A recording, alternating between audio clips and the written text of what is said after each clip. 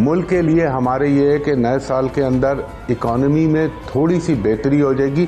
مگر گلوبلی دنیا کے اندر یہ انریسٹ پیدا کرے گا، اسپیشلی مختلف زونز کے اندر یہ وار والی جو ایک مت ہوتی ہے نا، اس کو جنگی صورتحال اس کو ایگریویٹ کرے گا۔ اور جہاں تک انڈیا کا تعلق ہے، میں نے جیسا کہ لاسٹ ایئر کہا تھا ان کی اکانومی پہ بہت سیویئر ڈینٹ پڑے گا، تو انشاءاللہ اس سال بھی انڈیا میں آپ دیکھیں گی،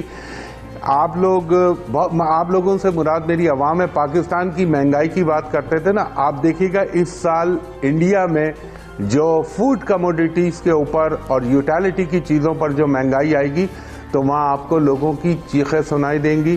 اور خاص طور پر یہ ہمارے جنوری سے لے کے 28 مارچ تک